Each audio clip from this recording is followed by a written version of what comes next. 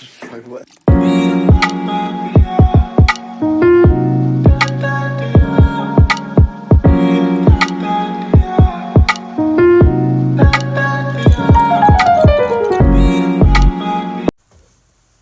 Hi guys, so good evening and welcome back to my magical world. It's me, Frostbite, your favorite celebrity here in the Philippines. It's kalagay dito sleeping time. So it's Tuesday, January 2026. Dali lang. So it's 11:17 in the evening. We have to track things kasi hindi ko alam kung ipopost ko pa yung last two videos from last year doon sa book ng yung previous book natin na binasa, yung Mastery, So I'm not really sure if I'm going to post it or tingnan ko na lang guys kung ano magagawa ko. So we are going to read page 10. Tingnan natin kung saan tayo umabot kasi again, manipis lang tong book and tingnan natin. Depende sa sa haba nitong video. Again, I am reading the book Manipulation, Dark Psychology to Manipulate and Control People by Arthur Horn. Okay, so don't worry, babasahin natin to. Matatapos natin to kasi sobrang nipis niya lang.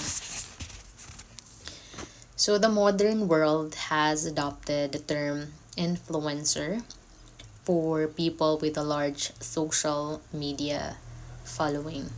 Capable of influencing others with their content, it doesn't take a particularly critical mind to recognize the source of this term as advertising.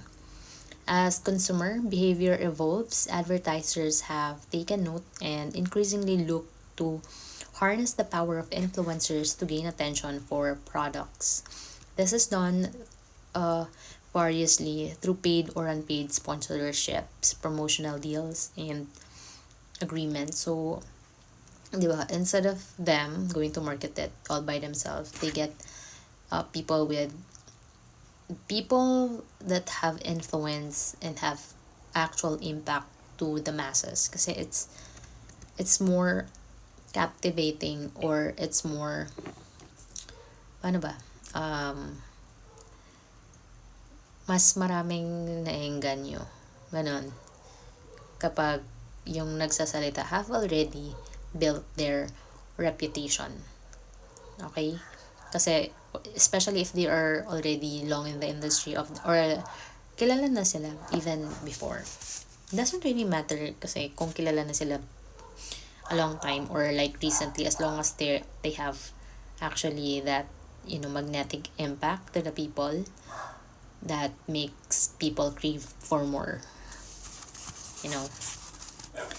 So in some cases, influencers disclose these agreements while in others they don't. Ethical questions are again raised, particularly if an influencer is ostensibly just a happy consumer but secretly on the payroll of the company which sells the product. So maraming gumagawa nito. Kunyari, sabihin nila, I'm not affiliated to this company, eklavu and all. But they are actually. So parang silang they are being chosen. Kasi kung konti lang naman, kunyari yung, for example, their number of followers. Ganon, basta. Kung hindi naman ganon kadami. So sometimes they also based it according to your portfolio. I mean your actual, very mathematical thing. And depende pa rin naman sa aso nasa labas ang ingay. Wait lang. So I'm lost. Wait lang guys. So surely this whole moral quandary could have been avoided if advertisers instead coined the term manipulator. Yet it's hardly surprising that they didn't. What this highlights is that although people expect advertisers to be manipulative, it is still unthinkable that they would admit to it. Sino ba naman mag-a-admit that they are manipulative. So, it's, don't, depende kasi yun sa perspective on how you look at things. Sa akin, if about business, it's just, if it's all about business, I think it's just normal. I mean, a lot of people are using this just for the sake of the business itself. And it's also an art, so especially when you are good at it, diba? It's so cool. Like, how you do this to certain people or the masses, diba? But kasi ang point ng manipulation is that you don't know that you are being manipulated. So they are kind of like embedding it to your subconscious for you to purchase a thing even though you don't really need it, 'di ba? Maraming ganun. Yung impulse buying, and you're bad trip buying, like myself. No, I'm just kidding. So something like that, guys. Okay. So what this highlights, wait lang,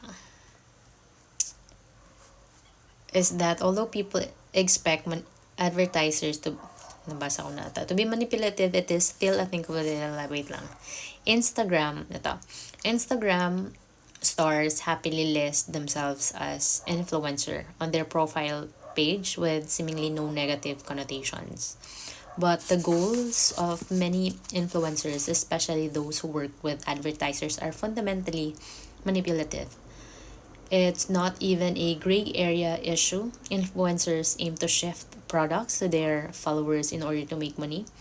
It is not possible to know if someone they influence would benefit from the product, nor is it possible to know their financial situation or any specific circumstances. In this case, the influencer is putting their own interest first. Is putting their putting their own interest first. Manipulation does not necessarily include an attempt to harm others. However, it must, to some degree, place one's own goals and interests first. This is part of the puzzle. So I think before you before you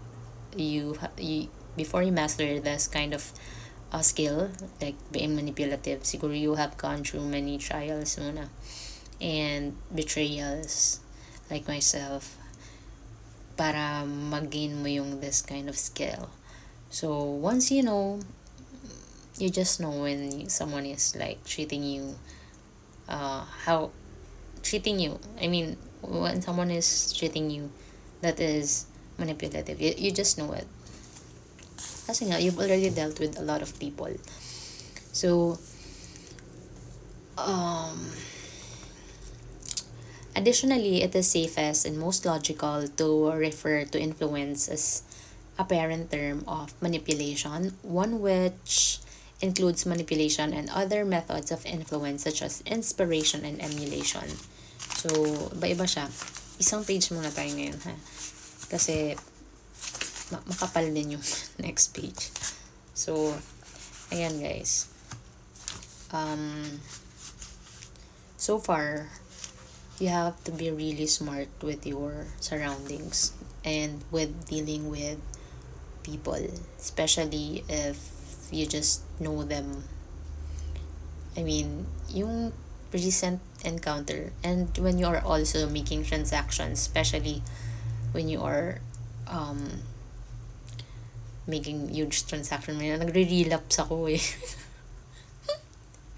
Nagre-relapse. I remember, parang way back before, nagpalabas kami sa isang, we had a deal with an investor. So,